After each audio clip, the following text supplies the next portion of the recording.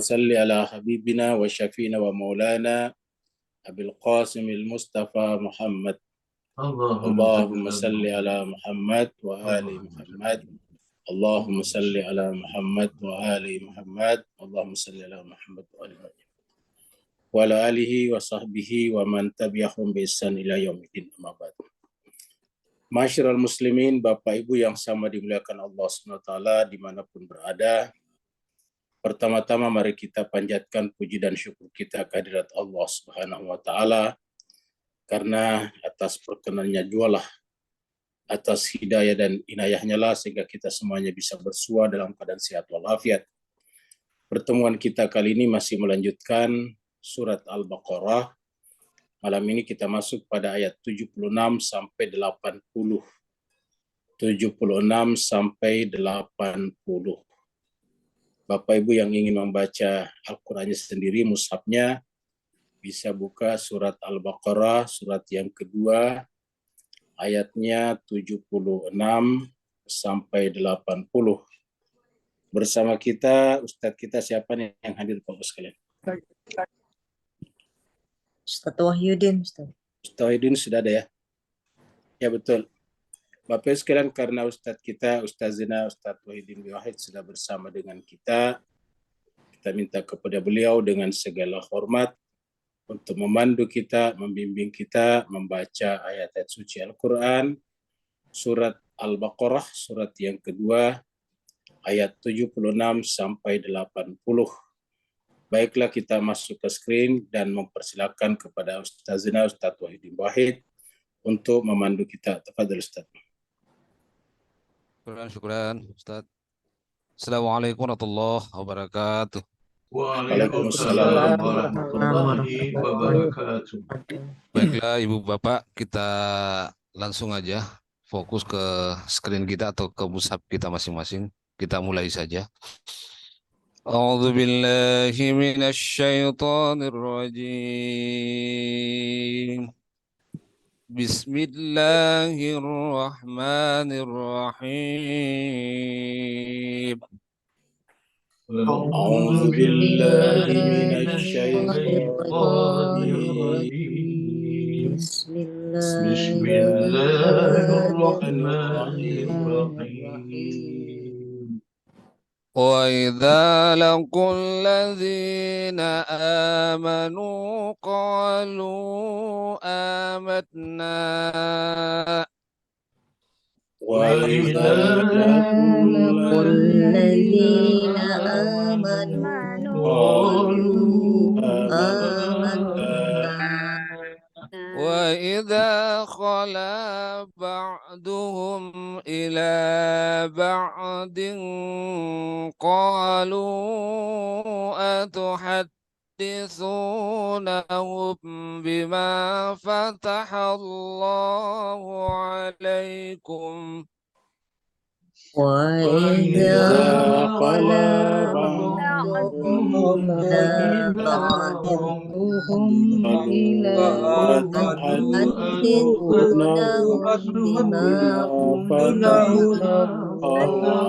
أتحدثونهم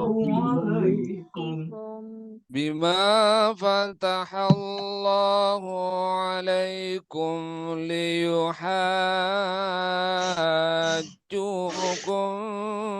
به عند ربكم بما فتح الله عليكم ليجادلكم به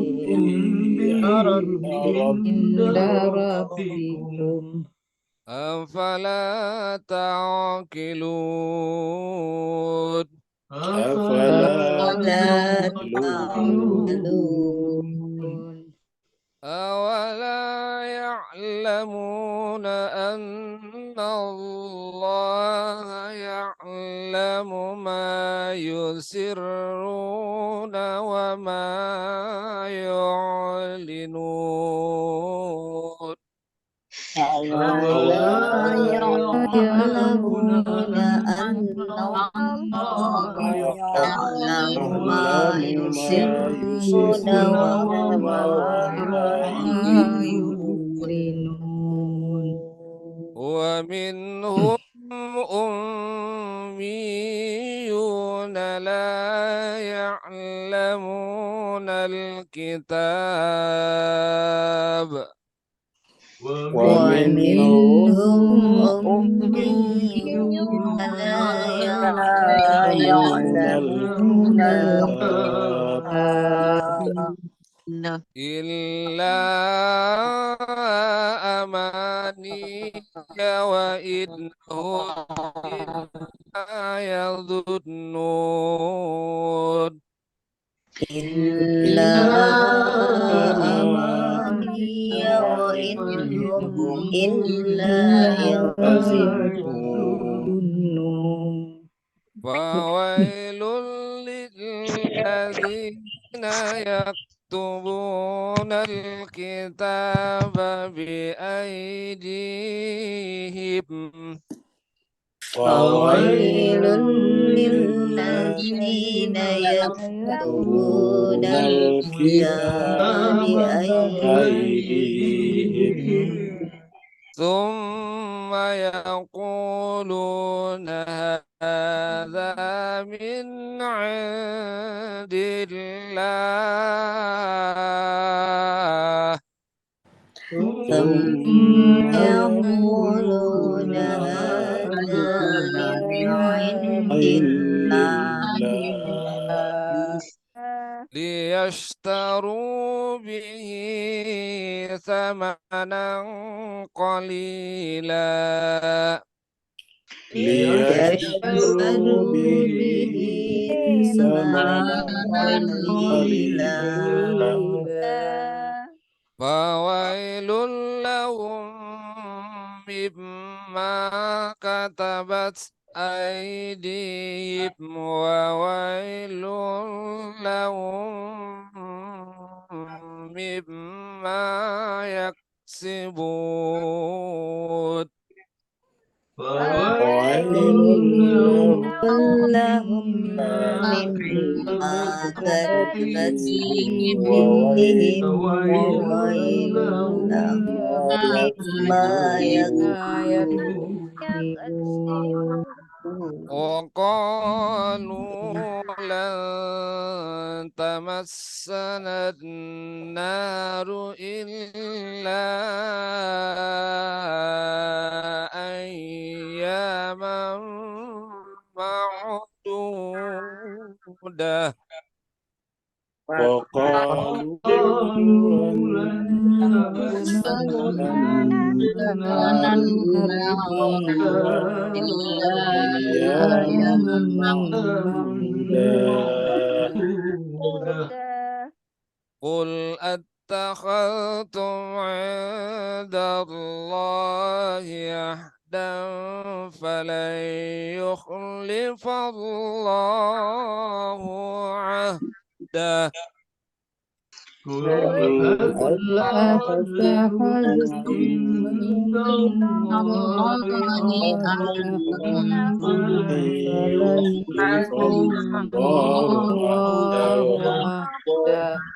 فلن يخلف الله عهده أم تقولون على الله ما لا تعلمون فلن يخلف الله أن يقولون على الله ما لا تعلمون صدق الله العلي العظيم صدق الله العلي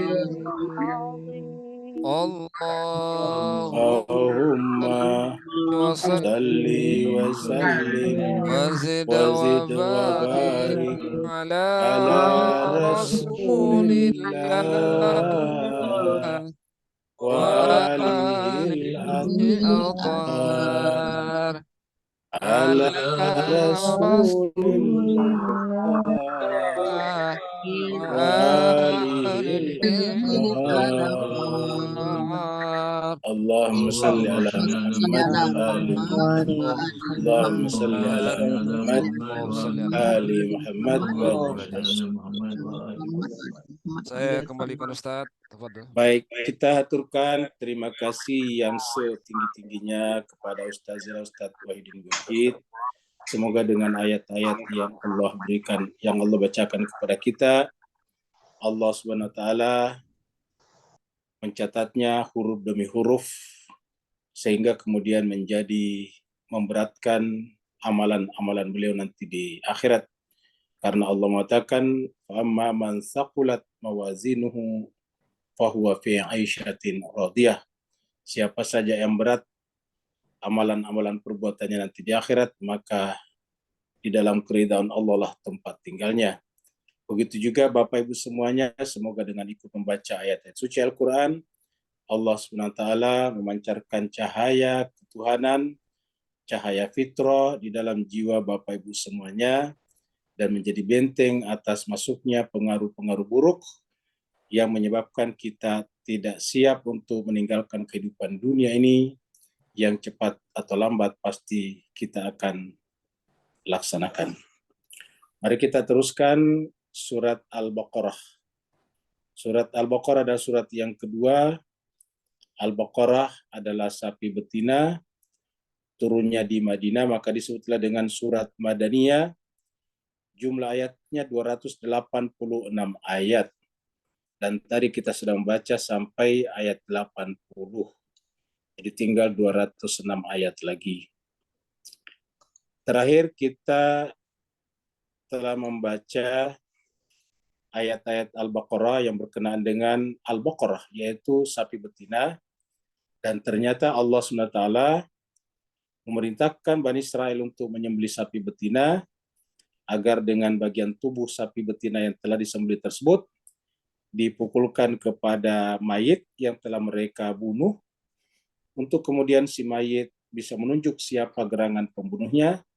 Maka kemudian selesailah ketegangan yang terjadi di tengah-tengah mereka, yang hampir-hampir saja membuat mereka terjadi pertumpahan darah. Allah SWT berfirman di ayat terakhir, di ayat 75, A'udzubillahi minasyaitonirrajim. Bismillahirrahmanirrahim. Afatatma'una ayyu'minu lakum wa qad kana fariqum minhum. Kita tahu bahwa setelah kejadian itu mereka menyaksikan bagaimana orang yang sudah meninggal hidup kembali. Lalu kemudian Allah SWT mengatakan kepada kita dalam ayat-ayat selanjutnya, yaitu 74, bahwa hati mereka setelah itu kusut lagi, keras lagi, bahkan lebih keras dari batu, awasyaddu qaswah, atau bahkan lebih keras daripada batu. Batu saja sekeras-kerasnya batu masih memberi jalan bagi terbentuknya sungai, masih bisa memberikan tempat untuk keluarnya mata air. Bahkan sekeras-kerasnya batu, batu tetap patuh kepada hukum Tuhannya, yaitu menggelinding ke tempat yang lebih rendah. Maka setelah menyaksikan kejadian yang besar, tapi kemudian hatinya mengeras lagi, Allah bertanya di ayat 75. A'udzubillahi minasyaitonirrajim. Bismillahirrahmanirrahim. Afatatma'una ayyu'minu lakum. Apakah kalian masih berharap bahwa mereka akan beriman kepada kalian, yaitu kepada agama samawi terakhir? Wa qad kana fariqum minhum. Padahal sebagian daripada mereka yasma'una kalam Allah. Mereka mendengarkan kalam Allah Subhanahu wa taala. Mereka mendengarkan firman-firman Allah. Tetapi apa yang terjadi? Summa yuharrifunahu. Kata-kata kalam Allah di sini merujuk kepada kitab suci sebelumnya. Taurat, Zabur, Injil. Tapi apa yang terjadi? Summa yuharrifunahu mim ba'di ma aqaluhu. Mereka justru mengubahnya, mentahrif ayat-ayat itu sehingga kemudian kelihatan sekali tidak masuk akalnya. Karena setiap ayat itu yang orisinal, asli, original dari Allah pasti masuk akal. Makanya kitab Allah ini pasti sejalan dengan akal sehat kita. Akal dan kitab suci dua hal yang tidak bisa disilih bergantikan. Karena dua-duanya adalah berbeda. berbeda fungsinya. Kita sudah terangkan dulu bahwa yang namanya kitab suci itu adalah bagaikan nur, cahaya. Sedangkan yang namanya akal bagaikan mata hati. Jadi mata dan cahaya tidak bisa dibergantikan. Tidak bisa kita mengatakan bahwa kalau menggunakan Al-Quran tidak perlu pakai akal. Sama kalau kita mengatakan kalau sudah ada cahaya tidak perlu pakai mata lagi. Itu tidak mungkin. Jadi justru mata membutuhkan cahaya untuk melihat. Akal pikiran kita membutuhkan cahaya dari Allah untuk melihat dengan benar. Jadi mimba dima akaluhu wahum ya'lamun, dan mereka mengetahui itu. Ini terakhir kita sampai di sini. Sekarang kita masuk pada ayat baru.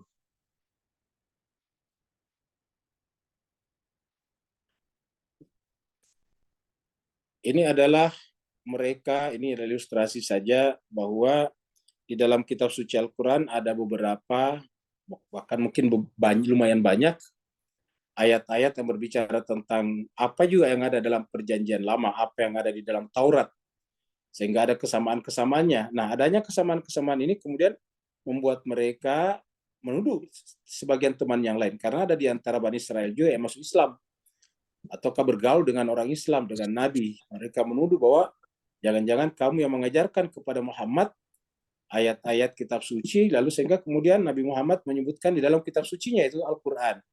Kenapa? Karena banyak cerita yang sama. Dan kalau banyak cerita yang sama, justru menunjukkan Al-Quran adalah kelanjutan daripada ayat-ayat sebelumnya. Justru kalau tidak ada yang sama, berarti menunjukkan Al-Quran itu adalah tidak terkait dengan kitab suci sebelumnya. Allah berfirman, wa idza laqul ladina amanu qalu amanna. Apabila mereka berjumpa dengan orang beriman, mereka berkata kami beriman. Jadi kita lihat di sini. Jadi surat Al-Baqarah dulu yang kita baca di ayat 14, ini adalah wa idza laqul ladina amanu, ketika mereka berjumpa dengan orang beriman, mereka mengatakan kami juga beriman. Wa idza laqul ladina amanu qalu amanna. Ini kita ketemu ayat yang mirip dengan ini di surat Al-Baqarah ini juga pada ayat 14. Mungkin Bapak Ibu masih ingat ayat 14. Itu kelanjutan dari ayat-ayat yang dimulai dari wa minan nasi may yaqulu amanna billahi wa bil yaumil akhir wa ma hum bimumin. Padahal mereka tidak beriman. Nah, kita lihat di sini nih. Di surat Al-Baqarah ayat 14 nih. Allah berfirman, wa idza laqul ladina amanu, dan apabila mereka berjumpa dengan orang beriman, ini mirip ya. Wa idza laqul ladina amanu qalu amanna, ini sama di sini, coba lihat. Wa idza laqul ladina amanu qalu amanna, sampai di sini sama ya. Jadi dari sini ini sama nih. Potongannya tadi sama. Wa idza laqul ladina amanu qalu amanna. Nanti di sini mirip juga sepotong. Coba di sana wa idza khalau ila syayatinihim. Ya, kalau di sini wa idza khala ba'dhum ila ba'din. Sini kita lihat. Di wa idza laqul ladina amanu qalu amanna wa idza khalau ila syayatinihim. Nah, bisa kita simpulkan bahwa ayat ini adalah ayat yang bersifat umum. Dan ayat tadi bersifat khusus, yaitu pada kasus Bani Israel. Yaitu orang-orang Yahudi pada saat itu yang menolak kebenaran Nabi Muhammad. Maka ini adalah bersifat umum. Artinya ini bisa terjadi kapanpun dan dimanapun, yaitu bahwa ada orang-orang tertentu, tidak harus Bani Israel, tidak harus juga beragama Yahudi atau Nasrani, siapa saja, yang kalau bergabung dengan orang beriman, kalau mereka berkata amanah. Tapi wa idza khalau ila syayatinihim, apabila mereka kembali kepada syaitan-syaitan mereka. Jadi ini menunjukkan kita bahwa setiap kita bergaul, terutama di dalam Islam kita ini, kaitannya dengan Islam sebagai sebuah gerakan dakwah, itu kita tidak harus percaya kepada semua orang. Kita harus berbaik sangka bahwa setiap orang akan mendapatkan kebenaran, tetapi tidak semua orang yang berkata amanah kepada kita otomatis harus langsung dipercaya. Karena di sini dikatakan wa idza khala ila syayatinihim, apabila mereka kembali kepada syaitan-syaitan mereka, qalu inna ma'akum, mereka berkata sungguhnya kami bersama kalian, innama nahnu mustaziun, kami tadi bergabung dengan orang beriman hanya untuk sekedar bermain-main saja, memperolok-olokkan mereka saja. Kalau di sini dikatakan wa idza laqul ladina amanu qalu amanna wa idza khala ba'duhum ila ba'din, apabila sebagian mereka khala berkumpul kembali kepada sebagian yang lain, qalu mereka berkata, atuhaddisunahum bima fatahallahu alaikum. Mereka berkata, atuhaddisunahum, apakah kalian yang menceritakan kepada mereka? Humnya di sini orang beriman. Ya. Di sini adalah humnya. Ya. Atuhaddisunahum, apakah kalian yang menceritakan kepada mereka? Bima fatahallahu alaikum, dengan apa-apa yang Allah berikan kepada kalian, yaitu kitab suci. Kalau kita bahasakan, apakah kalian yang menceritakan isi kitab suci kita, ya, isi kitab suci Taurat kepada mereka, kepada orang Islam, kepada Nabi Muhammad? Ya, bima fatahallahu alaikum liyuhajjukum bihi, sehingga dia, Nabi Muhammad dan orang beriman, menggunakan ayat-ayat itu untuk berargumentasi, liyuhajjukum, untuk berargumentasi dengan kalian, inda rabbikum, berkenaan dengan masalah-masalah ketuhanan. Jadi masalah-masalah ketuhanan, masalah-masalah teologi. Afala ta'qilun, kenapa kamu tidak menggunakan akal? Jadi artinya apa, jemaah sekalian berbahagia? Jadi kata-kata afala ta'qilun di sini bukan dari Allah, ya. Ini adalah dari orang Bani Israel tadi yang menuduh temannya bercerita kepada Nabi Muhammad dan orang beriman berkenaan dengan beberapa isi Taurat yang sama di dalam kitab suci Al-Quran. Jadi mereka mencurigai jangan-jangan ini temannya sendiri yang selalu berkumpul dengan Nabi Muhammad menceritakan sebagian daripada isi kitab suci itu, sehingga kok di dalam kitab suci Al-Quran yang disampaikan oleh Nabi Muhammad kok banyak samanya. Dari ayat ini kita menjelaskan bahwa mereka semuanya biasa mendengarkan ayat-ayat Allah dibacakan oleh Nabi, entah langsung kepada nabinya atau melalui sahabat-sahabatnya setelah berjumpa dengan Nabi, dan Nabi menyampaikan kepada sahabatnya ayat-ayat yang turun dari Allah Subhanahu wa taala, lalu kemudian ternyata isinya banyak yang sama. Kenapa? Karena Al-Quran sudah dikatakan ini adalah kelanjutan daripada kitab-kitab suci yang lalu. Jadi bukan yang baru. Maka dikatakan afala ta'qilun. Artinya kalian kenapa tidak menggunakan akal, bahwa kalau kamu mengajarkan Nabi Muhammad, ya nanti dia akan gunakan ayat-ayat itu untuk berargumentasi melawan kita, seperti itu. Nah, jadi jemaah sekalian berbahagia, kita sudah lihat ini, ayat-ayat ini kita temukan di dalam surat Al-Baqarah tadinya. Jadi ada sebagian seperti itu. Dan sehingga kita katakan ini adalah khusus untuk kalangan Bani Israel, tapi ayat 14 tadi adalah berlaku umum, bisa terjadi kapanpun dan dimanapun juga, dan menunjukkan bahwa akan selalu ada pada setiap masa di dalam komunitas Islam ini orang-orang yang dengan gampang mengaku beriman, apalagi kalau punya hajat, punya kepentingan entah itu politik, entah itu ekonomi, entah itu pernikahan, banyaklah. Pokoknya punya kepentingan. Dengan gampang mengaku beriman, padahal sebetulnya dia tidak beriman. Seperti tadi yang dikatakan dalam ayat 14, setelah mereka kembali kepada kelompoknya, temannya, mereka mengatakan, saya bermain-main saja, saya mengaku beriman karena saya berkepentingan untuk menjadikan mereka sebagai pangsa pasar saya, atau berkepentingan menjadikan mereka sebagai konstituen politik saya, atau berkepentingan untuk menikahi mereka. Itu banyak kasus-kasus seperti itu. Jadi Allah mengatakan, mereka berkata kepada temannya, fala ta'qilun, yaitu bahwa kalau kau mengajarkan kitab sucimu kepada mereka, nanti mereka akan menggunakannya sebagai hujah untuk melawan kamu.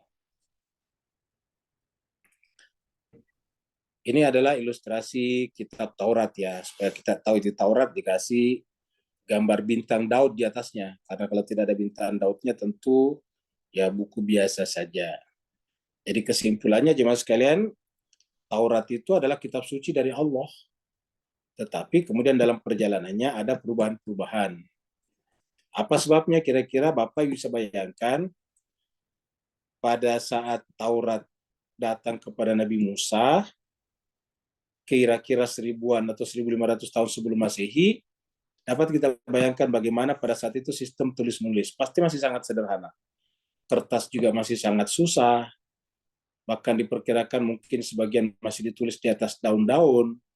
ataukah kulit-kulit hewan, baru kemudian nanti dipindahkan. Akhirnya kemudian setiap kita butuh Taurat misalnya harus minta kepada penulis. Dan penulis itu ada yang mungkin salah menuliskannya, ada juga yang memang sengaja, pihak-pihak tertentu sengaja untuk membelokkan ayat-ayat tersebut untuk kepentingan mereka. Kalau sesuai dengan hawa nafsunya diambil, kalau tidak sesuai dengan hawa nafsunya lalu kemudian ditinggalkan. Kita sudah lewati juga ayat mengatakan bimala tahwa anfusukum. Kalian menolak Rasul apabila tidak sesuai dengan hawa nafsu kalian.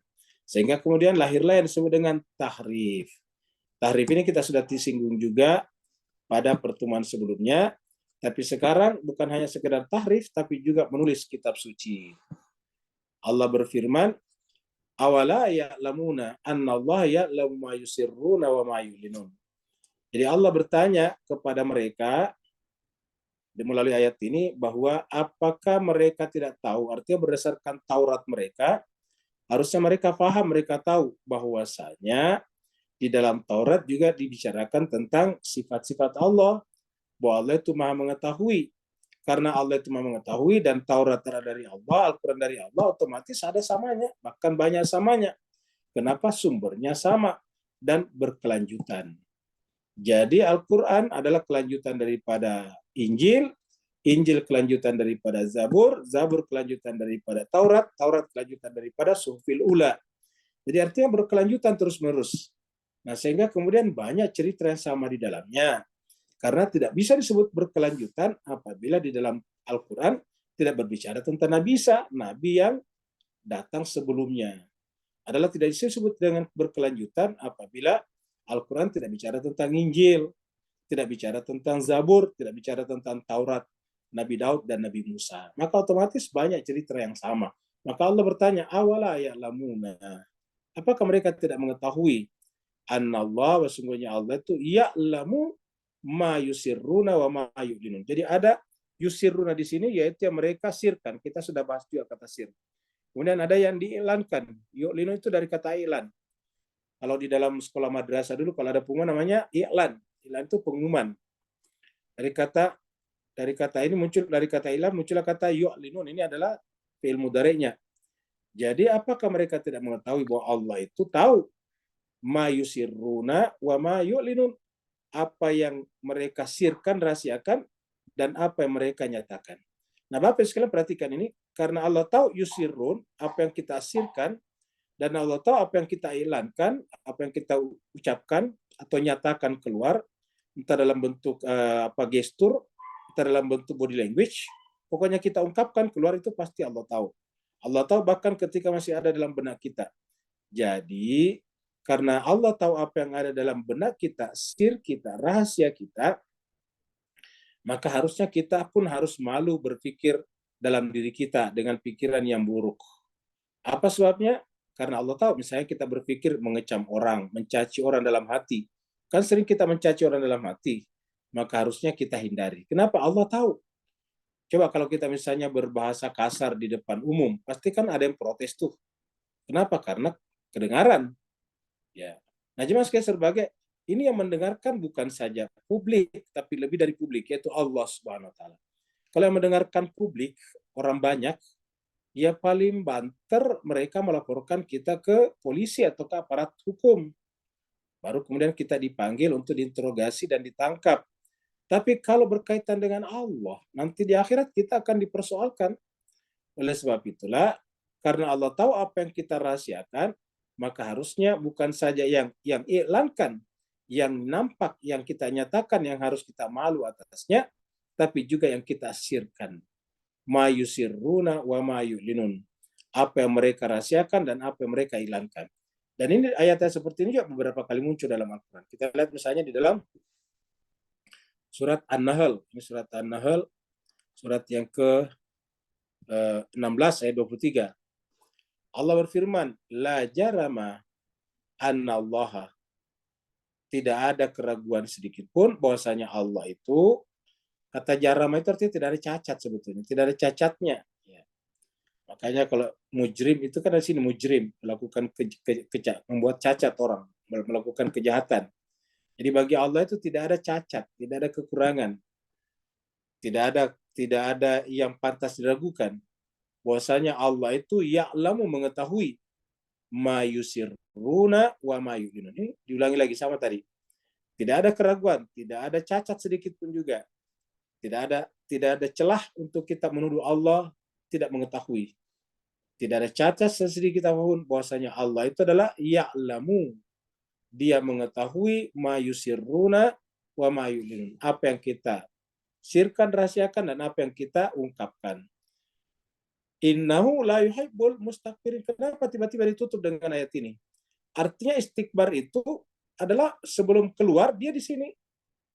Jadi namanya istikbar ini, Bapak sekalian, sebelum keluar ilan, dia menjadi di sini dulu. Tidak ada orang sombong dengan kata-kata atau perbuatan saya. Pasti Pasti dari dalam hatinya dulu ya. Jadi bermulanya dari dalam. Ya. Jadi jemaah sekalian, yang namanya mustakbirin ini, yang namanya mustakbirin di sini, mustakbirin, ya. Nah, tidak mungkin muncul begitu saja. Ya, mustakbirin ini kan adalah diiklankan ini. Ya, tetapi mustakbir ini sebelum kita iklankan, sebelum kita nyatakan keluar, ingat dinyatakan keluar bisa dalam bentuk kata-kata, bisa dalam bentuk perbuatan, bisa dalam bentuk gestur ataukah body language. Sebelumnya di mana? Di sir kita, dia terletak di sini. Jadi sebelum ada di sana, dia sudah ada di sini. Ya. Dia sudah ada di sir kita. Jadi dari sini baru keluar ke sini, ya, baru menjadi keluar sini. Ya. Nah, setelah keluar barulah kita manusia mengetahui kalau itu adalah namanya istikbar. Ada di sini. Bagi kita manusia nanti keluar menjadi iklan baru kita. Tapi kalau Allah sejak di sini sudah ketahuan. Ya. Kalau Allah sejak sini ketahuan. Kenapa? Karena Allah tahu ya apa yang ada di sini dan apa yang ada di sini. Tapi kita manusia nanti kita tahu kalau sudah diiklankan, dinyatakan. Kalau sudah menggunakan kata-kata kasar, baru kita tahu ini orangnya sombong. Ya. Walaupun dia beragama, bahkan kelihatan agamis, tapi kalau berkata-kata sombong, angkuh, berkata kasar, nah itu seperti menunjukkan bahwa istikbar namanya. Mau bicaranya atas nama agama kah, mau bicaranya tentang apalah, mau bicara tentang seni, tentang apa yang harus, tapi kalau sudah berkata-kata kasar, ya itu yang ada dalam kalbunya, istikbar namanya. Ya, tetapi kita katakan tadi, kita harus berhati-hati karena Allah sudah tahu sejak ada di sini, dan ini sebelum ke sini dia sudah ada di sini nih, dan Allah tahu di sini nih. Kalau kita nanti tahu setelah terungkapkan. Nah, pertanyaan kenapa kita memperkerakan kalau ini sudah ada di sini, di sir? Ya karena yang namanya istikbar itu sudah sifat iblis. Jadi walaupun ada di sir, ya hakikatnya mohon maaf kita sudah bagian daripada iblis. Karena kita sudah berkali-kali menyebutkan karena bahwa yang pertama istikbar itu kan iblis. Kita sudah lewati surat Al-Baqarah ayat 34 atau 33 yang mengatakan wa idh qulna lil malaikatis judu li adama fasajadu illa iblis aba wastakbara. Istakbara itu aba wastakbara. Istakbara itu adalah kata kerjanya, kemudian isim fa'ilnya namanya mustakbir. Ini bentuk jamak, mustakbirin. Jadi mustakbir adalah orang yang istikbar. Nah, orang istikbar itu kan berarti telah kerasukan iblis.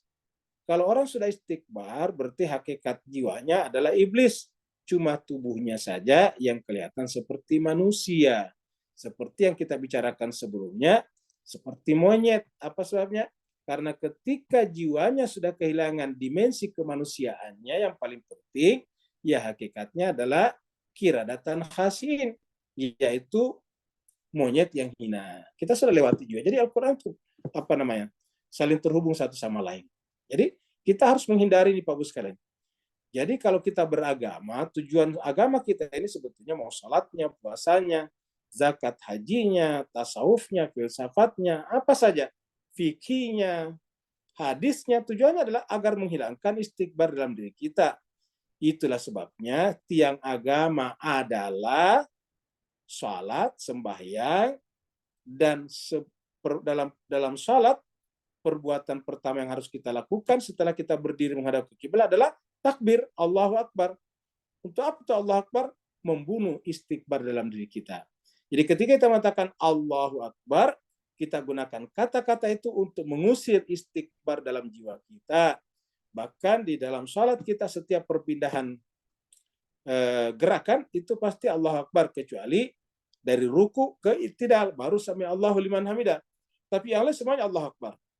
Takbiratul ihram awal Allahu Akbar, dari berdiri ke ruku Allahu Akbar, dari i'tidal ke sujud Allahu Akbar, dari sujud ke duduk di antara dua sujud Allahu Akbar, dari duduk di antara dua sujud, sujud lagi Allahu Akbar, dari sujud untuk kembali berdiri Allahu Akbar lagi, begitu seterusnya.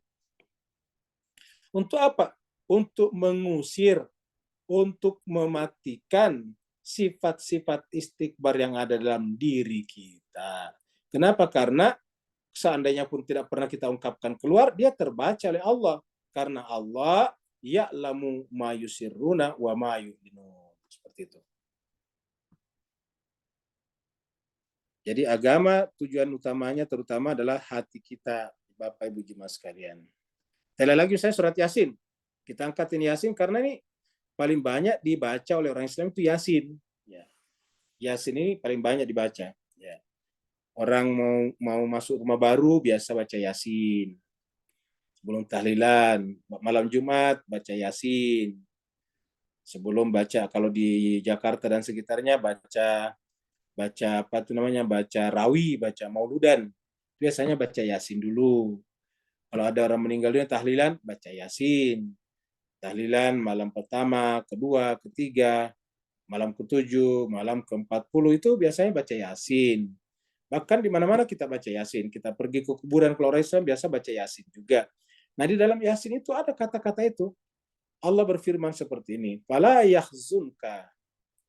Janganlah mereka membuat kamu bersedih. Fala yahzunka qauluhum. Janganlah Muhammad perkataan mereka membuat kamu bersedih. Apa sebabnya? Inna na'lamu. Jadi kalau mereka bersikap kasar kepada Nabi, Nabi katakan, kamu tidak usah bersedih. Dan di sini juga berlaku pada kita sebagai pengikut Nabi. Jadi kalau ada orang berkata kasar kepada kita, tidak usah bersikap sedih. Kenapa? Inna na'lamu, sungguhnya kami, kata Tuhan, na'lamu, mengetahui, ma yusirruna wa ma yu'linun. Kami mengetahui apa yang mereka sirkan, rahasiakan, dan apa yang mereka iklankan, nyatakan, ungkapkan. Jadi artinya apa? Kalau kita bersandar kepada Allah, semuanya kita serahkan kepada Allah. Kalau kita mikirkan sendiri, nggak kuat kita mikirkannya. Oleh sebab itulah Allah mengatakan, fala yahzunka qauluhum. Perkataan-perkataan mereka itu nggak perlu bersedih, membuat kamu bersedih. Apa sebabnya? Kami, kata Tuhan, itu mencatat, mengetahui, bahkan pada tingkat sir pun kami sudah tahu. Ma yusirruna wa ma yu'linun. Itu. Nah, jadi ini adalah awala ya'lamuna anna Allah ya'lamu ma yusirruna wa ma yu'linun. Jadi mereka lupa bahwa Allah itu mengetahui apa saja mereka sirkan dan apa yang mereka ungkapkan.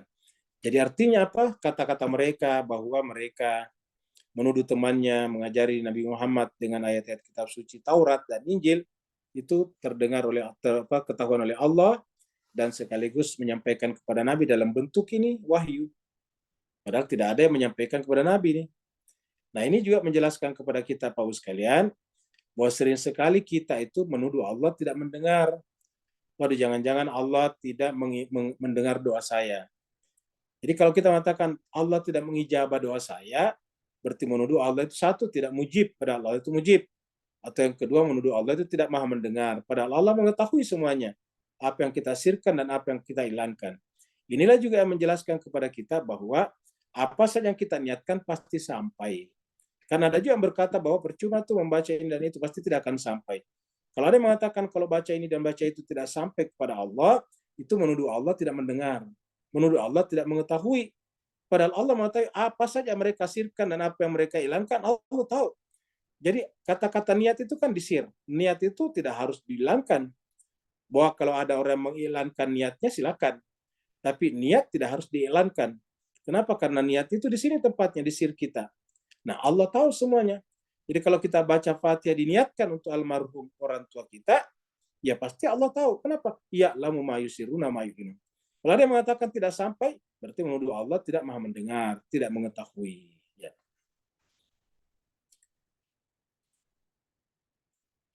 Kemudian Bapak sekalian, ini beberapa ayat penting di dalam 76 sampai 80 ini. Makanya kita perhatikan baik-baik dimasukkan serbagi ayat-ayatnya. Ya. Ya. Wa minhum, dan diantara mereka ummiyun. Nah, sekarang kita masuk kata ummiyun. Ini kita agak pertegas di sini, ya. Karena di masyarakat kita sampai sekarang, masyarakat kita maksudnya sih masyarakat Islam, masih banyak menuduh ummi itu Nabi Muhammad artinya buta huruf. Ya. Ini kata ummi muncul di sini Pak Bus sekalian ya. Jadi ini adalah ummi, kita kasih yang menyala ini ya, biar Bapak Ibu sekalian kelihatan ini. Ya.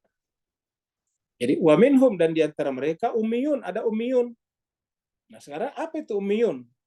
Ummiyun ini dari kata ummi, ini kan bentuk jamak ummiyuna. Di tempat lain dikatakan ummiyina, ummiyuna, ummiyina sama saja, sama-sama bentuk jamak ya. Jadi ummi itu beberapa di antara kita mengartikan itu buta huruf ya. Menganggap buta huruf. Di mana lucunya kalau buta huruf? Bayangkan kalau Nabi Muhammad buta huruf. Kemudian diutus kepada masyarakat buta huruf. Bagaimana coba? Buta huruf membimbing buta huruf. Orang buta membimbing orang buta. Gimana ceritanya? Coba kita lihat di sini. Ya. Kita lihat di surat Al-Jum'ah nih. Kita loncat ke Al-Jum'ah. Nih. Ayat 2. Allah berfirman surat 62 ayat 2. Huwaladzi ba'atsa fil ummiyin. Nah, ini mukmin. Kenapa bukan ummiyun? Ya, karena ada fi-nya di sini. Ini ada huruf jarnya. Di sini namanya majrur. Ya, kalau tadi di sini kan adalah namanya di rafa marfu di sini. Ya. Maka di sini adalah bentuk rafanya, alamatur raf'inya adalah waw di sini. Nah, gitu. Kalau di sini jar, alamatur jarri ya di sini. Nah, gitu. Jadi sama saja. Nah, Allah berfirman, huwaladzi ba'atsa fil ummiyin. Dialah Allah yang mengutus, membangkitkan fil ummiyin. Bayangkan kalau Nabi Muhammad buta huruf dan diutus di tengah-tengah buta huruf. Coba. Orang buta huruf diutus di tengah-tengah orang buta huruf. Lalu siapa yang bisa membuat melek huruf orang itu? Bagaimana Al-Quran bisa ditulis kalau orang buta huruf di sana semuanya? Nah, jadi kita artikan bahwa ummiin di sini bukan buta huruf. Mari kita kembali dulu ke sini. Ya. Kita lihat kembali dulu ke sini. Jadi wa minhum, di antara mereka itu ada ummiyun. Di antara mereka ini minhum itu ada ummiyun. Apa itu ummiyun atau ummi? Kalau bentuk tunggalnya ummi ya. Apa itu ummi? Nah, kita lihat berdasarkan ayat ini dulu Pak Bu sekalian ya. Di sini berdasarkan ayat ini ummiyun itu adalah la ya'lamunal kitaba. Ini pasti ummiyun yang dimaksud di sini. Kenapa? Karena ini bentuk jamak. Ummiyun itu bentuk jamak, maka la ya'lamuna, ini ya'lamuna bentuk jamak juga. Jadi yang disebut ummiyuna itu adalah orang-orang beragama menerima kitab suci, tapi la ya'lamunal kitaba, tidak mengetahui kitab sucinya. Jadi la ya'lamuna ini la ya'lamuna. Jadi la ya'lamunal kitaba illa amani, kecuali hanyalah amani, angan-angan, illa amani. Ya. Jadi illa amani, kecuali amani. Sini la-nya, illa-nya di sini. Kecuali amani, kecuali hanyalah angan-angan saja ini. Ya. Jadi amani itu dari kata angan-angan ya. Umni ya. Jadi yang disebut dengan ummiyun di sini adalah la ya'lamunal kitab illa amani, tidak mengetahui kitab suci kecuali hanya dugaan-dugaan saja. Amani itu adalah angan-angan. Kalau di sini artikannya dengan dongeng, ini bagus nih di bawah nih, angan-angan ini. Yang di bawah ini cocok nih, angan-angan ya. Jadi hanya berangan-angan. Jadi aman itu angan-angan, maksudnya itu angan-angan ya hayalan-hayalan.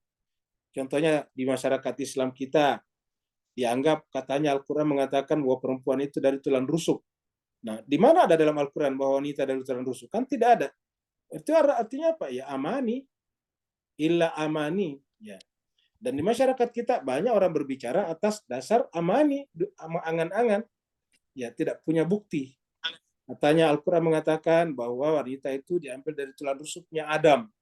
Coba tunjukkan ayatnya di dalam Al-Quran. Ya, tidak ada. Ya, itu artinya apa? Itu amani, hanya dugaan-dugaan saja. Ini adalah angan-angan saja. Ya. Jadi namanya angan-angan, tidak berdasarkan fakta. Yang ada dalam Al-Quran itu adalah manusia itu diciptakan dari min nafsi wahidatin. Ya ayuhan nasu ubudu rabbakumul ladzi khalaqakum min nafsin wahidatin wa khalaqa minha zaujaha wa batha minhuma rijalan katsiran wa nisa. Itu surat An-Nisa ayat 1. Jadi amani saja, dan banyak dalam bahasa kita amani, ya. Jadi angan-angan, bahkan yang mencederai Nabi Muhammad pun juga tidak sedikit yang mungkin adalah angan-angan saja. Kenapa?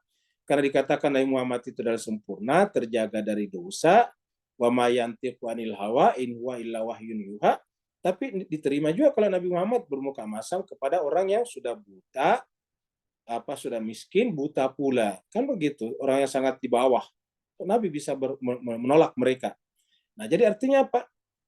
Ya, bertentangan dengan ayat yang mengatakan wa innaka la'ala khuluqin azim. Kamu Muhammad adalah orang yang benar-benar memiliki akhlak yang mulia. Kamu Muhammad mempunyai perilaku yang lemah lembut. Fabima rahmatin minallah lintalahum. Itu surat Al-Imran ayat 159. Fabima rahmatin minallah lintalahum. Disebabkan karena dah rahmat dari Allah Muhammad, kamu bersikap lemah lembut kepada mereka. Walaupun tafazzan ghalidal qalb, seandainya kamu bersikap kasar dan berarti keras, ya mereka lari dari sekitar kamu. Jadi kata-kata seandainya kan berarti Nabi tidak bersikap kasar dan tidak berhati keras. Kan berarti tidak mungkin dia menghardik, apalagi mengusir, apalagi marah kepada orang yang sudah miskin. Terus orang buta secara lahir dia adalah tunanetra, terus kemudian dia sangat ingin belajar agama. Tidak mungkin. Nah, lalu bagaimana pendapat-pendapat itu? Ya paling tidak menurut kita bagian daripada amani itu.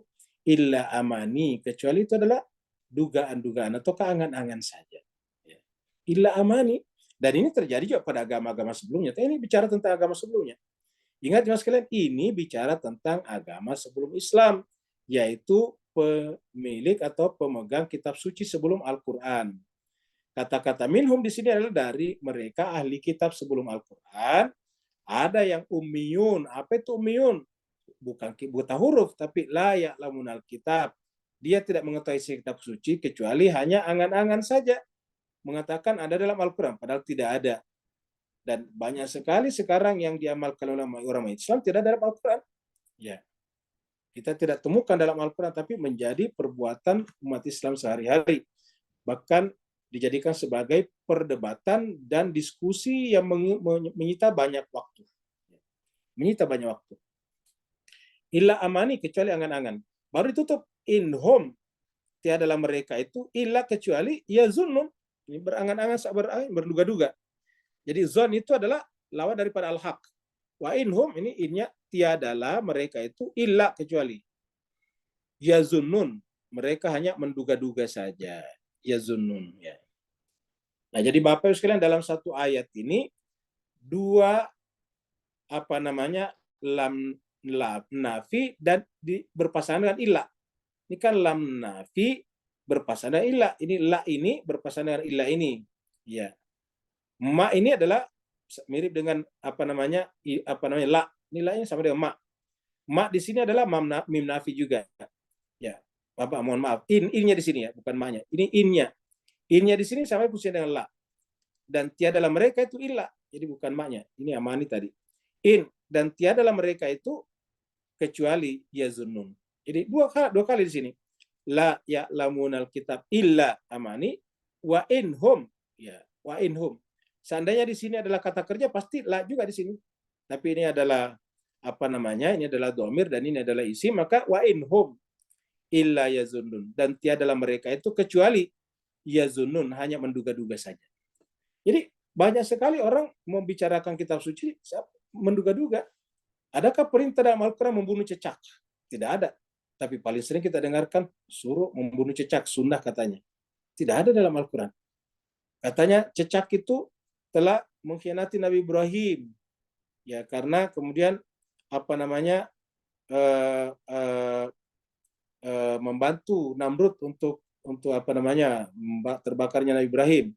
Ada yang mengatakan cecak itu mengkhianati Nabi Muhammad, kan begitu jemaah sekalian.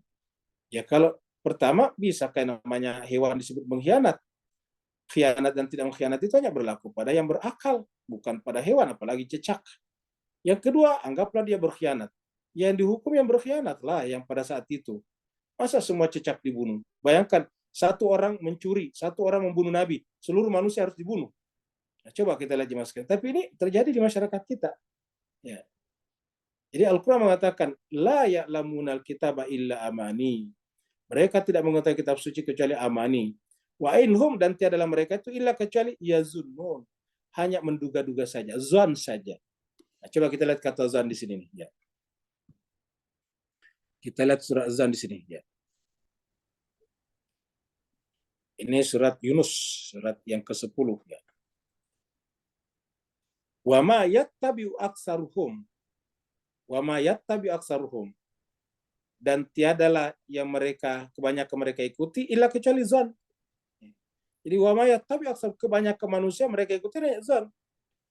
Dugaan prasangkaan, dan Allah mengatakan inna zanna, sesungguhnya zon itu, zon ini adalah isimnya Pak Bu sekalian, tadi di sana adalah ini adalah fiilnya, ya ini adalah fiil mudhari yazunnun.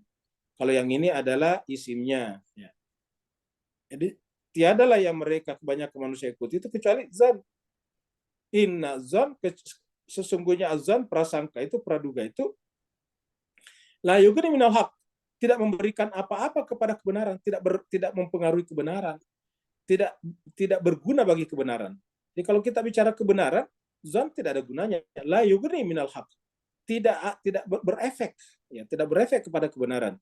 La yughni, tidak guna, ya. Kata-kata guna ini dari yughni, ya. Ini kata-kata ga, na, ini guna sebetulnya. Jadi tidak guna. Jadi tidak ada gunanya bagi kebenaran. Kalau apa? Zan. Jadi la yughni minallahi syai'a, minal haqqi syai'a.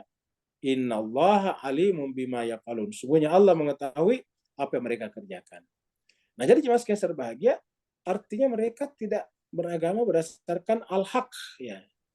Al-haq itu apa ya? Al-Quran, kitab suci. Nah, sekarang kita kembali lagi kepada tadi ummi. Kita lihat ummi. Bahwa dalam Al-Quran kita temukan ummi itu dalam dua istilah, ummiyun ataupun ummiyuna atau ummiyina. Ummi. Ya. Tadi kita lihat di sini ummiyin. Ya, jadi Nabi Muhammad itu adalah ummi. Kalau kita lihat misalnya di dalam surat kita lihat di sini surat 7, surat Al-Araf. Ya. Ayatnya 154. Maaf, 157 ya.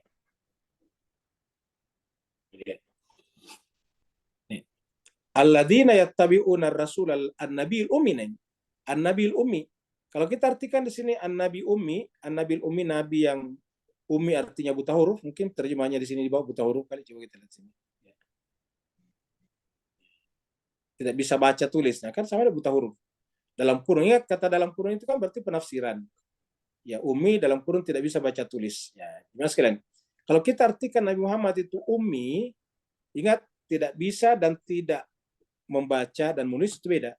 Tidak bisa baca tulis dan tidak membaca dan menulis itu berbeda. Ya. Ada tidak bisa itu artinya menolak, tidak bisa, tidak sanggup, tidak memiliki kemampuan. Nah, jadi jemaah sekalian kita lihat tadi di sini An-Nabil Ummi, baru kita kawinkan tadi dengan surat Al-Jum'ah ini. Walladzi ba'atsa fil ummiin rasulah. Kalau rasulnya tadi kita artikan sebagai ummi, berarti seorang rasul yang buta huruf diutus di tengah-tengah masyarakat buta huruf. Bagaimana bisa orang buta huruf disuruh mengajari melek huruf kepada orang buta huruf pula? Iya. Kalau kita ingin mengajari orang membaca, harus oleh guru yang bisa membaca. Bagaimana guru bisa mengajari muridnya bisa membaca, gurunya sendiri nggak bisa membaca. Coba kalau guru tidak bisa baca tulis, bagaimana cara mengajari muridnya baca tulis? Ya nggak bisa. Iya. Oleh sebab itulah ini Al-Quran yang menjelaskan bahwa ummi itu secara berdasarkan Al-Baqarah ini adalah ahli kitab yang tidak tahu kitab suci kecuali hanya amani. Dan mari kita lihat yang lain definisinya dalam Al-Quran selain daripada surat Al-Araf tadi. Ini kita lihat lagi di dalam surat Ali Imran. Ya. Ali Imran ini adalah surat yang ketiga, ayat 29.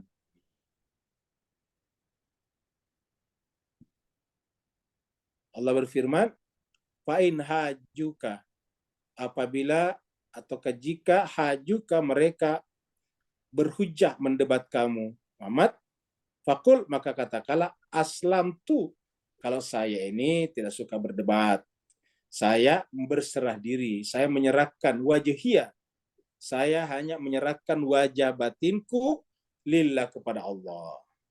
Wa manittabani, begitu ya, orang yang mengikutiku. Jadi orang Islam itu artinya yang gak suka berdebat. Ya. Kenapa? Karena hati kita lah yang harus dihadapkan kepada Allah. Nih. Aslamtu wajhiya lillah. Aku hadapkan wajahku. Kita sebelumnya sudah berbicara tentang musallamah. Bapak masih ingat pertemuan sebelumnya tentang musallamatun. Ya, la syiata fiha. Jadi syarat apa namanya? Syarat sapi betina yang Allah sampaikan setelah mereka bertanya kepada Nabi Musa adalah yaitu musallamatun la syiata fiha, yaitu musallama, mulus, tidak ada cacatnya. Jadi yang namanya aslam itu adalah menyerahkan diri kita secara mulus, secara ikhlas, tanpa cacat kepada Allah. Kitanya siapa? Wajhi, wajah hati kita. Lillah, semata-mata kepada Allah. Ya. Lillah, semata-mata kepada Allah. Siapa lagi? Wa manittabani, dan siapa saja menjadi pengikutku, kata Nabi. Jadi tanda pengikut Nabi ya seperti itu. Wa qul, dan katakanlah lilladzina utul kitaba, dan katakanlah kepada orang-orang yang diberikan kitab suci, al-ummiyin ini. Utul kitab wal ummiyin. Jadi kita lihat di sini utul kitab, wa ini wawnya adalah waw ataf terhadap kata kerja perintah utu. Ya, apa kata kerja majhul utu ini adalah utu ini diberikan. Ya. Katakanlah kepada orang-orang yang utu diberikan Alkitab, kitab suci, berarti kan ahli kitab. Berarti karena ini disampaikan kepada Nabi Muhammad, kulnya kepada Nabi Muhammad, berarti utul kitab di sini adalah Yahudi dan Nasrani, Bani Israel. Wal ummiin, siapa ummiin di sini? Adalah selain daripada ahli kitab, yaitu orang-orang Arab yang bukan beragama Nasrani atau Yahudi, yang umumnya mereka beragama musyrik, penyembah berhala. Nah, jadi ummiin di sini artinya apa? Orang yang kiblatnya ke Mekah. Mekah itu kenapa disebut ummi? Karena adalah ummul qura. Jadi Mekah itu adalah ummul qura. Wilayah-wilayah sekitarnya sampai Madinah dan sekitarnya itu adalah berkiblat ke Mekah. Karena mereka semuanya selain Yahudi dan Nasrani setiap tahun berhaji ke Mekah. Maka orientasinya mereka ke Ummul Qura. Maka orang-orang yang berorientasi kepada Ummul Qura disebut dengan ummiyin.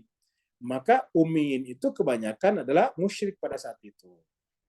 Utul kitab wal ummiyin. Jadi ummiyin ini bukan buta huruf, tetapi orang yang non ahli kitab. Ahli kitab masuk kategori utul kitab, wal ummiyin adalah non ahli kitab. Kalau non ahli kitab berarti bukan Yahudi dan Nasrani. Mayoritas Yahudi dan Nasrani itu adalah pendatang dari Suriah sana. Gitu, rasnya berbeda. Kalau Arab di sekitar Mekah, Madinah dan sekitarnya ke bawah itu sampai ke Yaman itu, sampai ke sekarang disebut dengan Oman, itu adalah kebanyakan penyembah berhala seperti itu. Kalau dia Arab, ya, kecuali ada juga masuk Nasrani, ada. Tetapi maksudnya kebanyakan mereka terutama yang masih berorientasi pada Mekah, setiap tahun ataukah kalau ada waktunya mereka pergi berhaji, maka mereka itu adalah ummiyin. Ya. Aslamtum, apakah kalian telah berserah diri? Jadi kita lihat di sini. Nah, kita lihat misalnya surat Al Imran berikutnya, ini dia. Ayat 75. Ya, tadi kan 29. 20 tadinya ini, 20. Tadi sekarang adalah 75. Wa min ahlil kitabi, dan di antara ahli kitab, man inta manhu biqintarin. Jadi di antara ahli kitab ada yang apabila tak manhu, kamu amanahkan, kamu percayakan kepadanya, biqintarin, sejumlah harta benda. Amanahkan itu bisa bermakna dititipkan, karena dulu kalau orang bepergian jauh, harta bendanya diamanahkan kepada tetangganya ataukah kepada orang kepercayaannya di kampungnya. Kan dulu kalau orang bepergian, Pak sekalian lama naik onta, Jadi kalau misalnya orang dari Mekah pergi ke Suriah, atau dari Madinah Yastrib pergi ke Suriah, pergi ke Damaskus, atau pergi ke Mediterania, itu bisa berhari-hari, bahkan bisa bulan. Kenapa? Karena jauh. Kendaraannya ala kadarnya, itu onta. Belum lagi dengan menghindari padang pasir. Jadi harus muter-muter.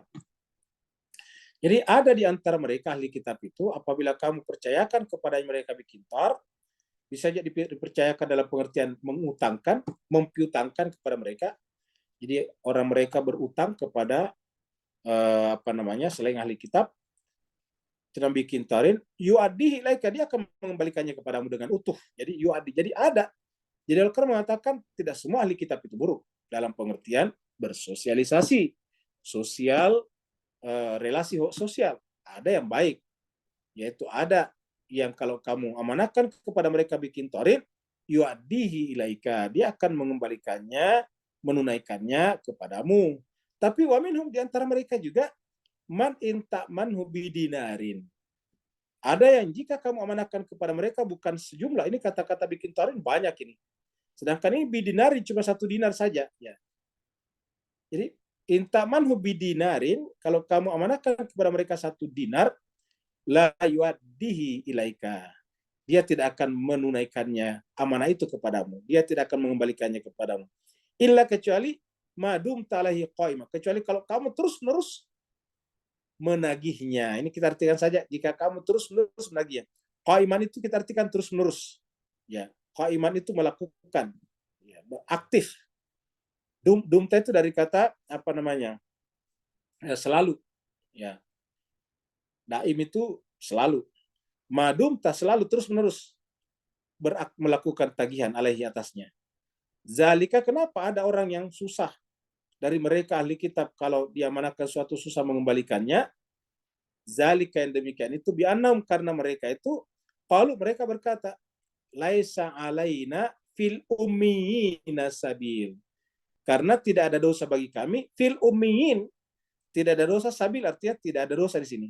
Laisa alaina sabil, tidak ada dosa, tidak menyalahi jalan, kira-kira gitulah.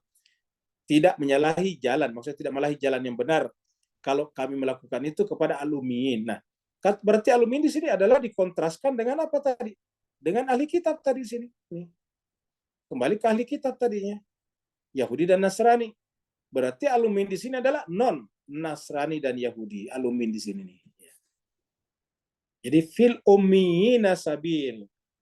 Jadi kata-kata fil ummiyin di sini artinya apa? Kira-kira begini. Kalau mereka Yahudi dan Nasrani pada saat itu berkata, tentu terutama ingat, ini pembicaraan kita Bani Israel, ya, Bani Israel itu. Mereka berkata bahwasanya kalau terhadap orang-orang Arab itu tidak apa-apa kita tidak mengembalikan barangnya kepadanya. Ajaran agama kami seperti itu. Ini ajaran agama versi mereka, Pak Buya. Kan tadi amani. Ajaran agama bukan kitab suci, tapi versi mereka. Kata dia agak amani kan, versi mereka. Artinya hanya tidak berdasarkan kitab sucinya, berdasarkan persepakatan sosial mereka, bukan berdasarkan kitab sucinya. Bahwa kalau terhadap orang-orang yang bukan kalangan kami, kalangan ahli kitab, ya terhadap orang-orang penyembah berhala, ya tidak apa-apa kita tidak mengembalikan hartanya. Kira-kira gitulah. Mereka berkata, kita katakan berkata sini berprinsip, laisa alaina fil ummiyin. Jadi bukan fil ummiyin dalam pengertian buta huruf, tetapi yang non kitab suci tadinya, non ahli kitab, sabil. Wa yaquluna 'ala Allahil kadziba. Apa kata Allah? Mereka berkata atas nama Allah al-kadziba, kedustaan. Wa hum ya'lamun, dan mereka tahu bahwa itu tidak benar. Artinya tidak tertera di dalam kitab suci, tapi karena mereka memahami kitab suci hanya berdasarkan amani, la ya'lamun al-kitab illa amani, wa in hum illa yazunnun. Nah, seperti tadi di ayat sebelumnya. Nah, jadi jemaah sekalian, itu adalah berkenaan dengan ummi tadi, ya. Dan tentu ada beberapa lagi, tapi kita batasi pada 2 unsur itu saja, ya. Nah, bahkan ayat berikutnya sekarang bukan lagi sekedar mentahrif, tapi bahkan menuliskan kitab suci. Ini adalah ilustrasi menuliskan kitab suci. Fawailun, maka celakalah. Wail ini kita temukan di beberapa ayat. Kita pernah ketemu dengan fawailul lil mukadzibin, fawailul lil musallin, dan seterusnya. Fawailul lil ladzina yaktubuna al-kitaba bi aydihim. Maka neraka wailah, celakalah orang-orang yang yaktubunal kitabah, menulis Alkitab, menulis kitab suci, biaidihim dengan tangan mereka. Jadi menulis kitab suci dengan tangan mereka. Summa kemudian yaquluna, mereka berkata, hadza min indillah, ini adalah dari sisi Allah. Liyashtaru bihi tamanan qalila, untuk mereka menjualnya dengan harga yang sedikit. Jadi mereka menulis kitab suci ini, yaktubunal kitaba biaidihim, dengan tangan mereka, untuk apa? Yashtaru bihi tamanan qalila, harga yang sedikit. Itu apa? Untuk kepentingan dunia, pangkat, jabatan, dan sebagainya. Dan jemaah sekalian berbahagia, ini yang disebut dengan tahrif lafzi. Mentahrif kitab suci secara lafaz, lafaznya dirubah. Kita sudah terangkan sebelumnya ketika berbicara tentang yuharrifunal kalimah an mawadi'i, di tahrif itu ada tahrif lafzi dan ada tahrif maknawi. Ya. Al-Quran sudah terjaga, maka tidak mungkin ditahrif secara lafzi, tetapi tentu bisa ditahrif secara maknawi. Siapa yang bilang begitu? Ya Al-Quran. Surat Al-Imran mengatakan bahwa orang-orang yang punya penyakit dalam hatinya memanfaatkan ayat-ayat mutasyabihat untuk menimbulkan fitnah. Ya. Wa malatina fi qulubihim zaygun fayattabi'una ma tashabaha minhum ibtigha'a ta'wili wa ibtigha'a al-fitnah. Ibtigha'a al-fitnah wa ibtigha'a ta'wili. Untuk menimbulkan fitnah dan membuat-buat takwilnya. Jadi ada. Tetapi secara apa? Secara maknawi. Maknanya dirubah. Fawailul lahum mimma katabat aidihim. Maka kecelakaanlah, nerakawilah bagi mereka atas apa yang mereka tulis, tangan mereka tulis itu. Wawailul lahum mimma yaksibun. Bapak bisa lihat di sini 3 kali kata wailun ini. Wailun di sini. Ini wailun di sini. Ini wailun di sini. Ya. Jadi wailunnya Pak sekalian, fa-nya tambahan, fa-nya tambahan, ini wa-nya juga tambahan. Ini wailun, wailun, wailun. Dan semuanya sama. Fawailul lilladina yaktubunal kitaba biaidihim. Nerakawilah bagi orang-orang yang menulis kitab suci dengan tangannya. Ini artinya bahwa benar-benar yang suci itu kitab suci. Nah, jadi yang dibela Allah sini adalah kitab suci. Maka untuk menjaga kitab suci supaya tidak mengalami tahrif maknawi, jangan beri kesempatan kepada masyarakat atau umat untuk menyebut kitab suci hanya amani, angan-angan saja. Caranya bagaimana? Memasyarakatkan, mentadaburi Al-Quran. Al-Quran dibahas ayat demi ayat supaya masyarakat tahu, oh ternyata atau tidak ada dalam Al-Quran bahwa perempuan itu dari tulang rusuk yang patah, tulang rusuk yang bengkok. Oh tidak ada toh di Quran itu perintah membunuh cecak.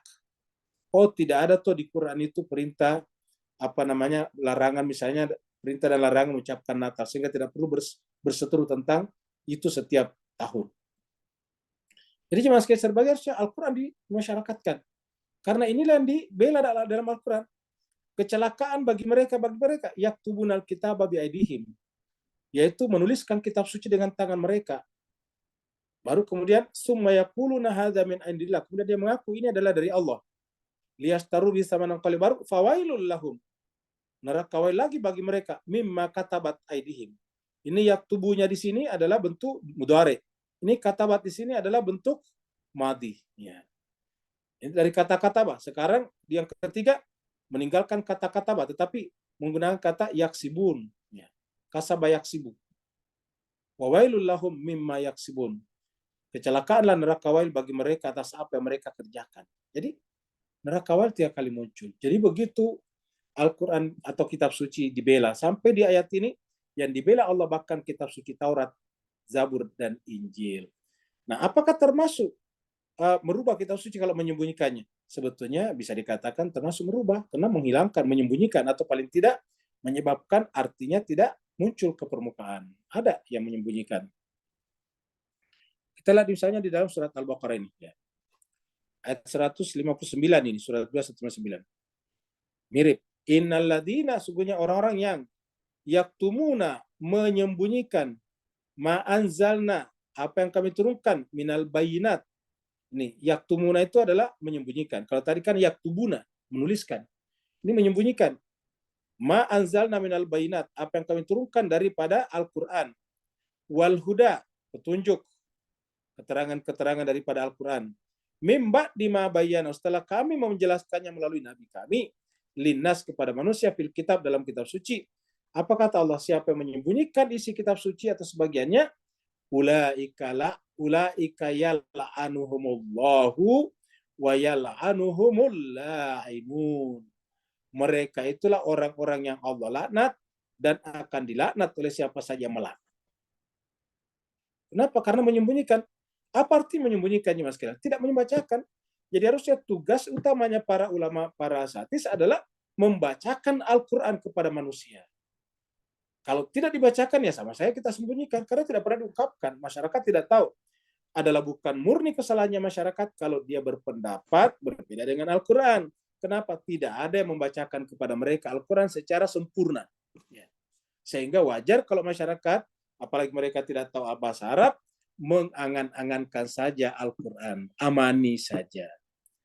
Maka Allah mengatakan, innalladzina yaktumuna ma anzalna minal bayinat wal huda mim ba'di ma bayyanahu linnas fil kitabi ulaika yal'anuhumullah wa yal'anuhumul la'inun.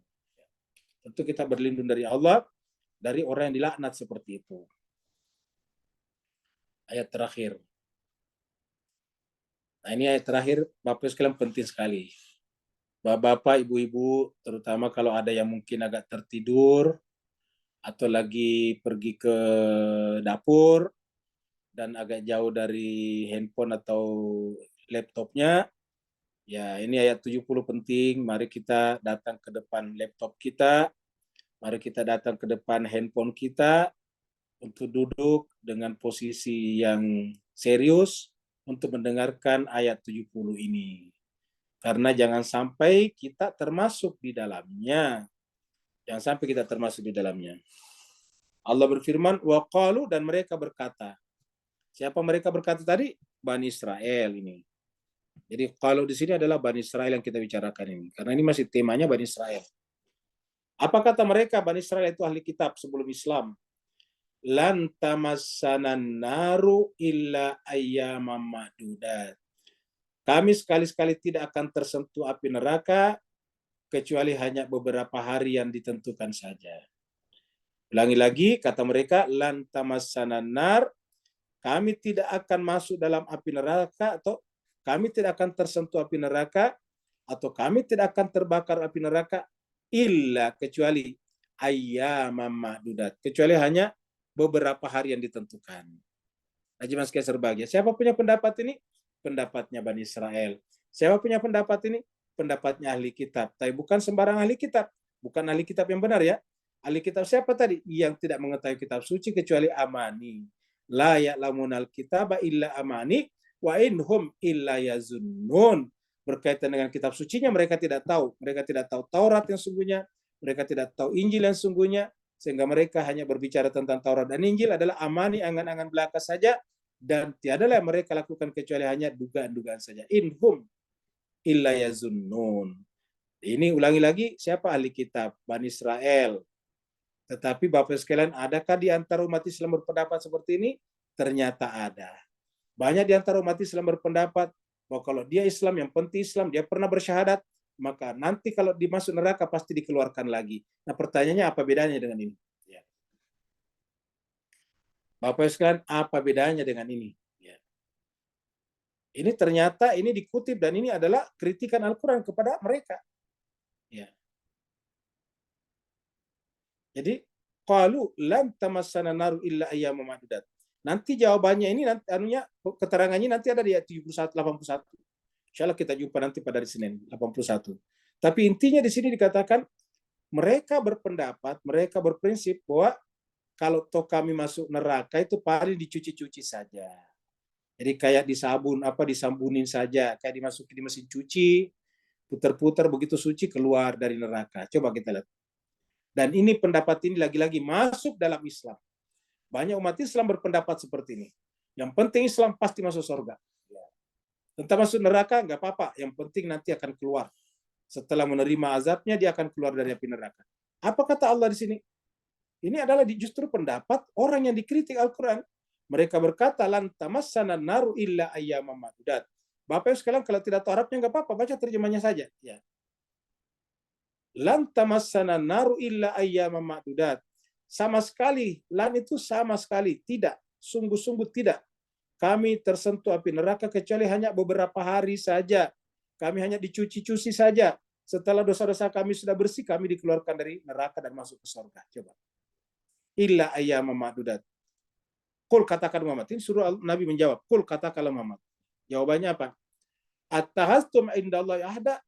Apakah kalian punya perjanjian dengan Allah berkenaan dengan itu? Apakah kalian punya ahad dengan Allah berkenaan dengan itu? Kalau ada ya tentu bisa dilihat dalam kitab suci. Attahastum indallahi ahda. Apakah Anda punya perjanjian dengan Allah berkaitan dengan itu? Bahwa kalau Bani Israel ataukah kalau ahli kitab itu masuk neraka cuma beberapa hari saja. Kalau memang ada, fala yukhlifallahu ahada. Oke, tidak ada masalah. Kenapa? Karena Allah tidak pernah mengingkari ahadnya, janjinya sesedikit apapun juga. La yukhlifallahu ahada. Tetapi intinya adalah apakah ada di dalam kitab suci mengatakan begitu? Termasuk kita di dalam Islam, apakah ada dalam Al-Quran mengatakan bahwa kalau masuk neraka orang Islam itu cuma sebentar saja?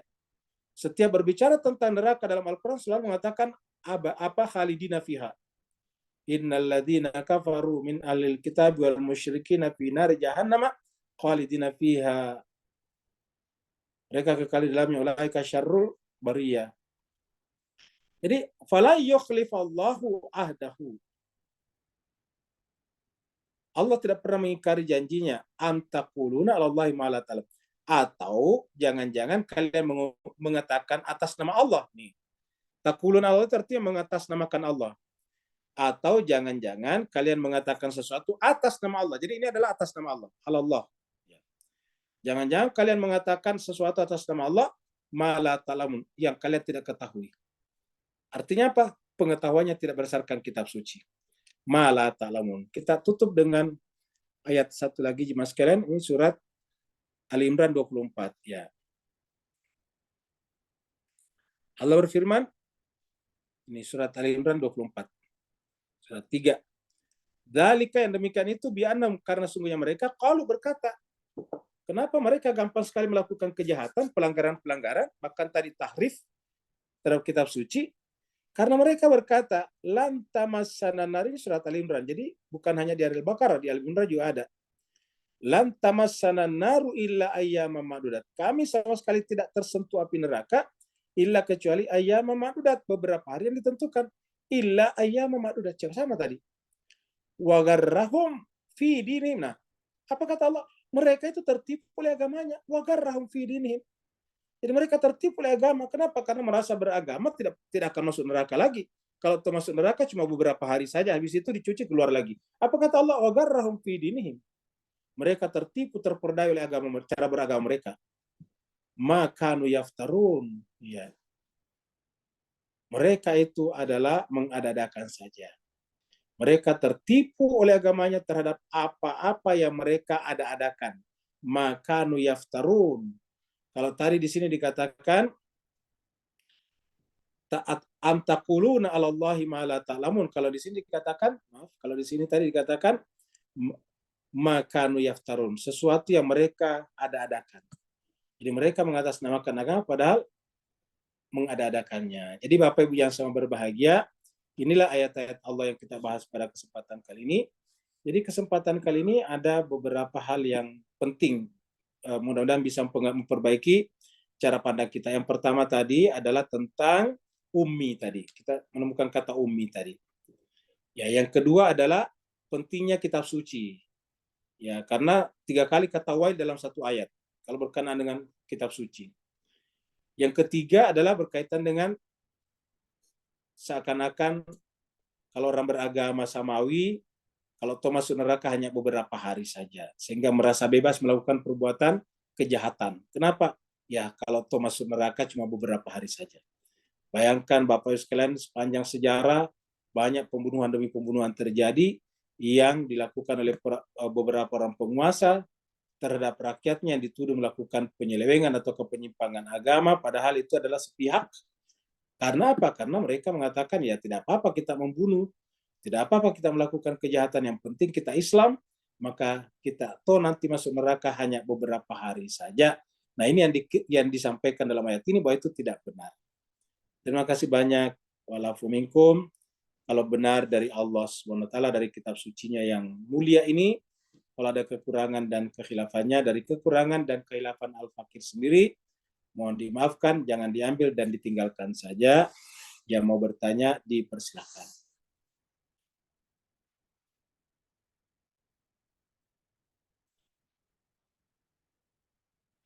Ada pertanyaan?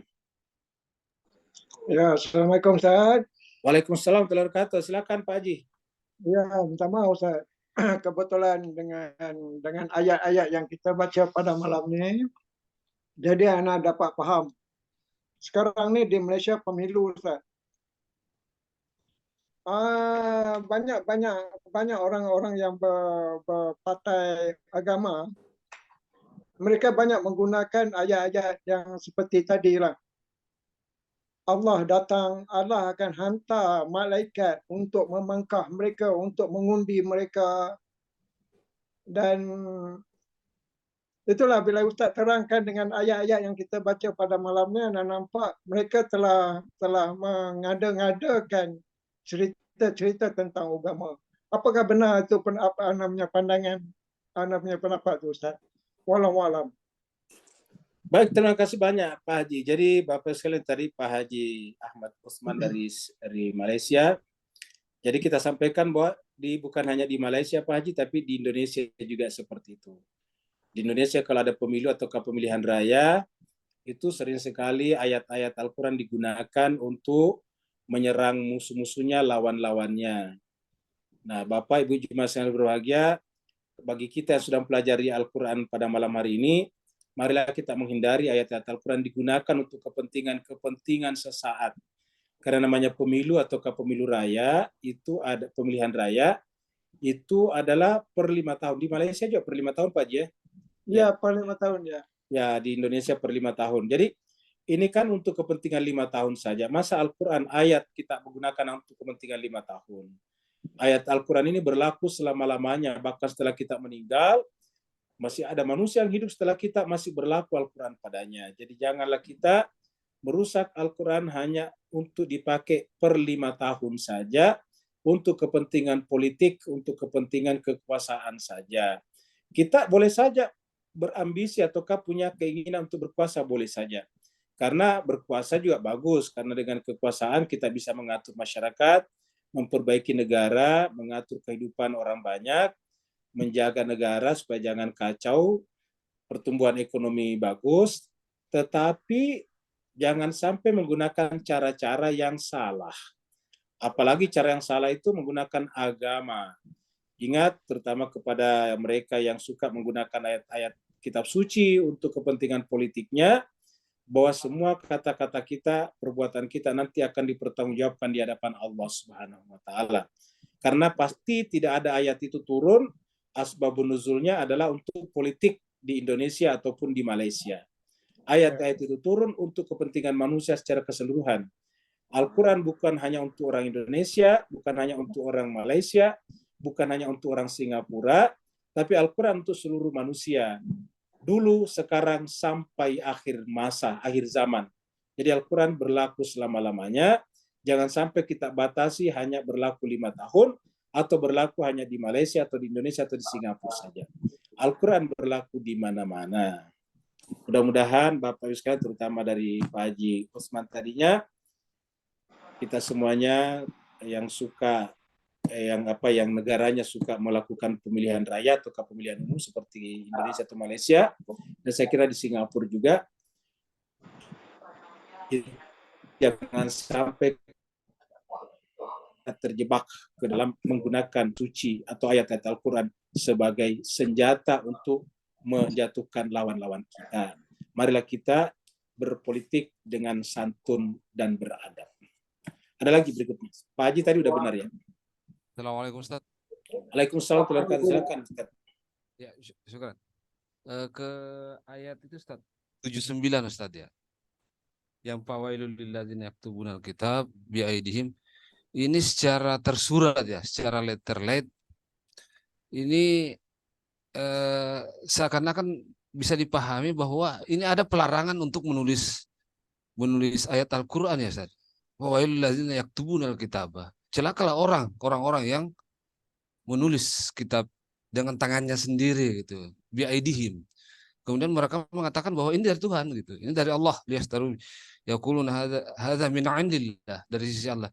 Ini yang mungkin yang sebabnya ini yang kalau kita menulis Alkitab itu tujuannya ini liyastaru bi sama kalimu itu mungkin yang celaka ya Ustaz ya.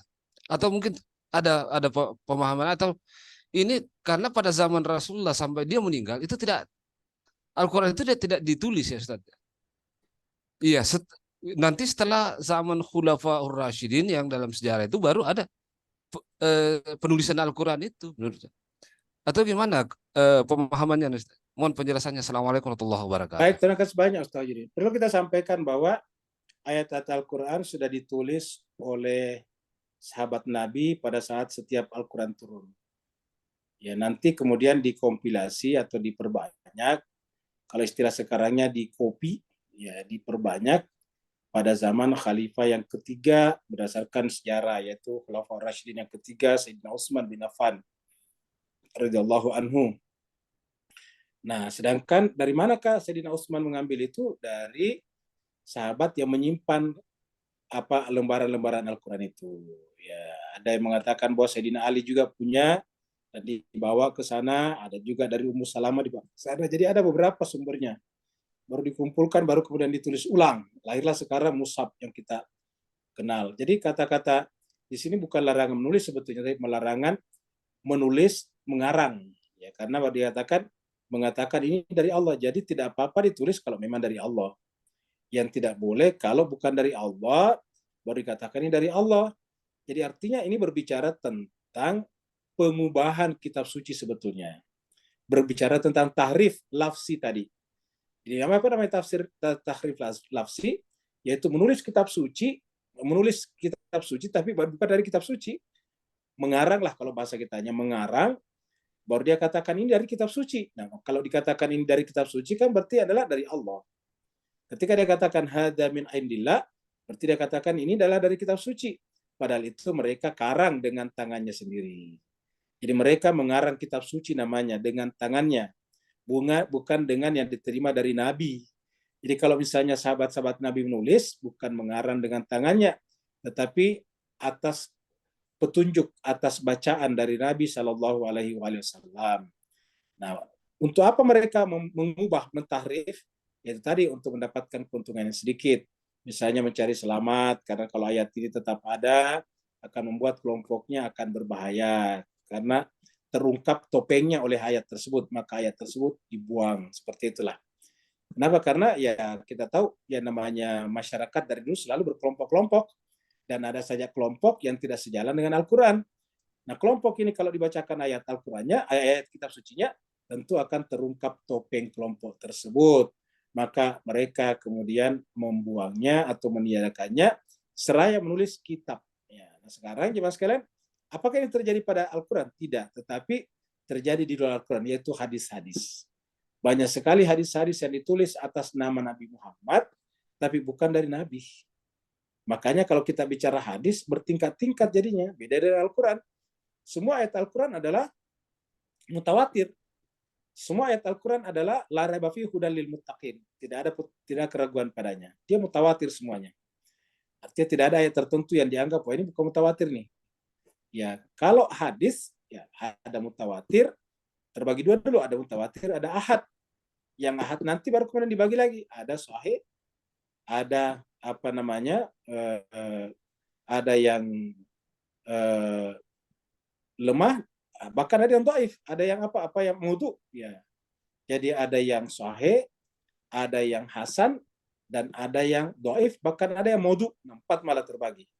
Jadi ada sahihnya, ada hasannya, ada dhaifnya, ada maudunya, ada palsunya malahnya. Nah, siapa yang bisa mengetahuinya? Para ahli hadis, muhaddisin. Nah, oleh sebab itulah hadis ini menjadi tempat sarangnya orang menulis sesuatu yang sesuai dengan kepentingan kelompoknya, lalu mengatasnamakan dari Rasulullah. Nah, itu yang terjadi. Kalau di sebelum Islam, sebelum Al-Quran, ya memang bahkan langsung kepada kitab sucinya yang dirubah. Ya, sehingga terjadilah beberapa versi misalnya seperti itu. Ada lagi Pak sekalian? Kalau tidak ada, kita tutup majelis kita Pak sekalian dengan berdoa. Ada sahabat kita, ada jemaah kita, yaitu Pak Lubis, suami daripada Ibu Ros. Ya. Ibu Ros ini jemaah sekalian kalau lihat namanya Ibu Rosmini, itu beliau. Karena di kita ini ada Bu Rosmini, ada Bu Rosta, nah gitu. Jadi dan dua-duanya dari Sumatera Utara, jadi beda. Ibu Rosmini dengan Ibu Rosta itu adalah beda. Nah ini yang kita bicarakan, Ibu Rosmini yang kemudian suaminya terjatuh 2 atau 3 hari yang lalu, sekarang masih dalam perawatan. Kita doakan semoga diberikan kesembuhan, recovery-nya cepat sehingga kembali pulih, normal, dan sehat seperti sedia kala lagi beraktivitas. Saya pun bersaksi bahwa Pak Lubis ini adalah orangnya baik dan orangnya juga rajin kaji pengkajian. Saya sering kalau ke rumahnya di Lubu Ros, sering diskusi dengan Pak Lubis, ya termasuk pecinta ilmu beliau. Ya, kita doakan dengan ilmu yang dipelajarinya selama ini dan dengan Al-Quran kita bahas, Allah SWT menjadikan itu sebagai wasilah untuk memberikan kesembuhan dengan kesembuhan yang sempurna. Ala hadiniya wa likulli salihah bihaqqi Muhammadin wa ali Muhammad wa bihaqqil Fatihah, wa bisirril Fatihah, bi karamatil Fatihah, wa bi mu'jizatil Fatihah. Khususnya Allah untuk kesembuhan jemaah kami, saudara kami, Bapak Lubis yang sedang sakit. Kami mohon kepadamu ya Allah supaya kau berikan kesembuhan dengan kesembuhan yang sempurna, kembalikan kesehatannya seperti sedia kala, sehingga kembali beribadah dengan sempurna. Al-Fatihah ma'as salawat. Allahumma salli ala Muhammad wa ali Muhammad. Allahumma salli ala Muhammad wa ali Muhammad. Allahumma salli ala Muhammad wa ali Muhammad wa ajil farija sakhina. A'udzu billahi minasyaitonir rajim. Bismillahirrahmanirrahim. Alhamdulillahi rabbil alamin, arrahmanir rahim, maliki yaumiddin. Iyyaka na'budu wa iyyaka nasta'in. Ihdinas siratal mustaqim.